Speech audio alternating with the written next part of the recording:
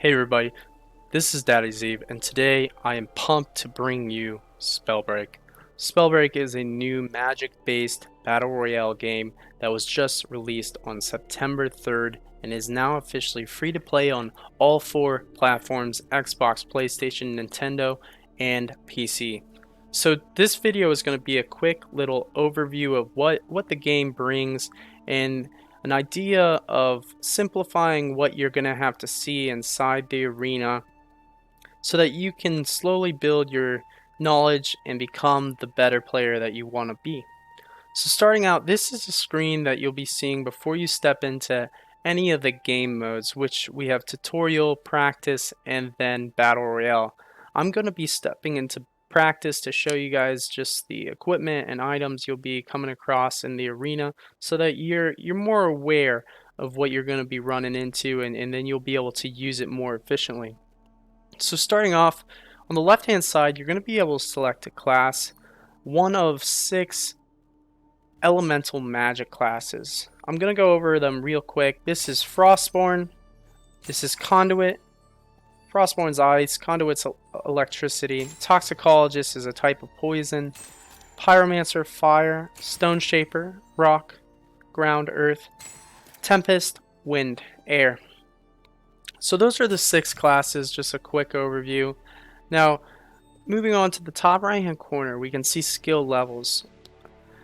A quick idea of what skill levels are is it's an enhancement of the selected class as you progress through the game. Now, how do you increase your skill levels? It's very simple. If you're familiar with other battle royales, there is a zone that closes. A new circle is spawned, and slowly a storm will push players to the smaller zone, causing players to fight and of course lowering the population. But in this new battle royale, they've added a new cool feature where skill levels progress as you step into the next zone. So this will happen up to 4 times, and then the zone will still continue to close. So moving on, well, there are each skill levels for every different type of class. But moving on from there, we have the talents in the bottom right hand corner. Talents, the best thing I can compare talents to are like perks in Call of Duty. However, there are 3 branches. You have mind, body, and spirit. And the thing about talents is the benefit of the talent, it can actually be increased through finding scrolls on the map. Reading a scroll allows a talent to be leveled up per se. So let's say you have a mind talent and you find 3 mind scrolls. That will enhance your mind talent up to the 3rd capacity. Hopefully that makes sense. But from here, we're moving into the practice zone to show you guys the items and the equipment, the runes, and mana vaults. So let's go ahead and jump on in. Alright guys, so here we are on the practice island. If you open the map, you can see this is just a nice little island. It's also the spawn area, spawn island before you get thrown into a game. These little spheres on the map, well, they're circles on the map, they're actually mana vaults. You can see it over there. That's a mana vault. They're similar to care packages, supply drops. It's something that drops very nice loot, legendary items, usually typically something higher in rarity. And I'll show you that towards the end of the video. But starting here, this is the practice zone where you'll find 3 categories of items. Over here we have the runes. Over here we have the gauntlets, and then last we have the equipment over here, which are boots, belts, and amulets. So as I was talking about, in the loading area you have skill levels. If you press your menu button, your skills are shown on the left side, your talents are shown in the top right hand corner, and then you have your inventory on the right hand side. So what I want to do real quick is just level up my skills in the area so you guys can see that when you step into practice area, you can level it up to the amount that you want so that you can practice at the higher capacity or the highest one while you're in the practice zone. the way you do this is come on over to this little light. You just go ahead and pocket it. Okay, so level 2, pocket it again, and then pocket a third time. You do start at level 1 in the practice area, but you do not start with any level stepping into the battle royale arena. I want to cover some movement mechanics before I step into the equipment. So you do have a crouch, and the crouch is actually interesting because it is a toggle. I don't know if you can change that in settings. It is something worth looking into. But the cool thing I do like about it is if you jump, you'll stick your landing. Blam, see?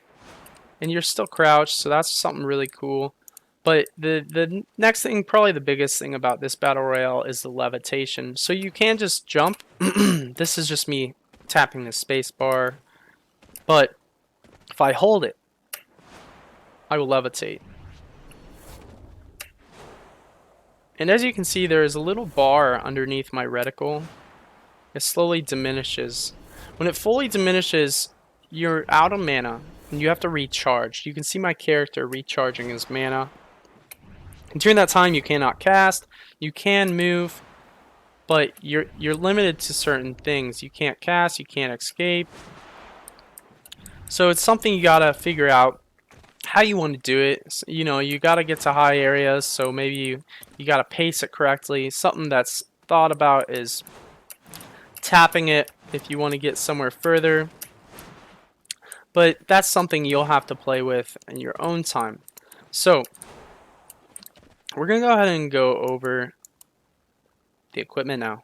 All right, so over here I'll start with this stuff: the boots, the belts, and the amulets. Like in other games, let's say Fortnite, rarity is something: common, uncommon, rare, epic, and legendary. Now what we see here are boots, belts, and amulets. Boots increase running speed. Belts increase armor. In the bottom left-hand corner, you just saw that the blue shield appeared. And then the amulet increases mana, which is really good for levitation. So if I levitate, you can see how high I can get. If I grab this amulet, well, actually it appears I can only levitate the same amount of height, but mana is very useful. It's for gauntlets. Lower level gauntlet, you have more mana it takes, I believe. Yep. So the higher rarity gives you a more efficient mana cost, but it also increases damage output. These gauntlets come in 6 different elements, and you'll have 2 of them actually. So I have my primary gauntlet on Frost, which is the Frostborn class that I chose. And every gauntlet comes with an auto attack, which Frost per se is just an Ice Lance, which is actually a snipe. If you hold it down, you can snipe a little bit more straight line versus a parabolic trail, nice and slow. And then of course, besides the auto attack, you have a summoner spell. Well, it's a special ability, but it's a cast. So with Frost, this is a deep freeze, I believe. Whoever is within this blizzard thing will be frozen. And then of course you can go ahead and snipe them in the face. But each gauntlet comes with a different type of auto attack and a different type of cast. So let's say fire, just as an example, comes with fireballs. Who would have thunk? Fireballs land on the ground and continue to burn, so you can see it'll hurt you pretty good. And then what I'm going to show you here are some combos, just to get the idea down. Each gauntlet is going to be able to have a combo with another. In this area, because I'm Frostborn, I have 1 skill level which creates an ice trail underneath my Ice Lance. You can move on this, increasing your speed by 150%. But the cool thing about this, if you have fire, you can shoot it, creating steam. It's really good for concealing if you got somebody to res, or you can freeze the steam to create obstruction of view. You can create cover. It can cause enemies to have to move around it, but that is just an example of a simple combo, and that is something that I'll show in another video, because this is a huge amount of combinations to take in, and that's why this game is extremely complex compared to other battle royales. And this is why I'm simply doing a small overview of what you'll be seeing in the game. So fire is my secondary gauntlet here. I do not get a skill level, no skills with my fire, but if I were a pyromancer, then my skills would be fire skills that would progress as I enter smaller circles. Moving on from there, here we have the runes. So I'll quickly go over the names of the runes, but in another video I'll go into more detail about what each individual rune does. So this is an invisibility rune. I'm sure you can guess what that does. A dash rune, a featherfall rune, a spring step rune, a fly rune, legendary wolf's blood rune. That one's actually pretty unique. And then there's a teleportation rune. So all these runes increase your mobility, and then the oddball is actually wolf's blood. It allows you to track other players through walls, which is pretty intense. In during squads, that can be, you can see how that would be very useful for hunting. But just to give you an idea of what you're looking at, I did pick up a fly rune to show you, and I'll go ahead and activate it. And it's something, this is just an idea of the intensity of the game. The animations are beautiful, the combos are intense, and overall, it's going to be an amazing experience to see how this community develops, and of course how the competitive play comes out, the metas. But for now, I think it's important that players explore and really just enjoy everything about the game. Don't worry about limitations of what's better or best, because we really don't know where it's going to go. But that's basically it with all the equipment. As I promised, I'm going to go over and check out a mana vault for you guys. Your teammates can slide around this, and I believe actually enemies can as well. So this is a mana vault. You're going to come in and just activate it. And slowly it's going to densify into matter, which will create a type of legendary chest, which will spawn the good loot, you know what I mean? Blip, blap. There we go. Nice belt. And then a scroll. As I was speaking about in the loading lobby, the scrolls are related to the talents. So here we have a scroll of spirit. I have the talent Thirsty, which allows you to consume potions quicker, and shards, which you'll find shards and regenerate shield, which come in two forms. There are small shards and big shards, as there are small potes and big potes. Those regenerate in quantities of 20 health and 20 shield, and then 50 health and 50 shield over time. So this is a scroll of spirit. Go ahead and read it.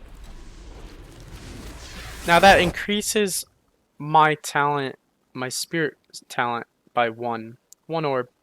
And there will be 3 orbs, and slowly it'll only increase the benefit of the talent that you've selected.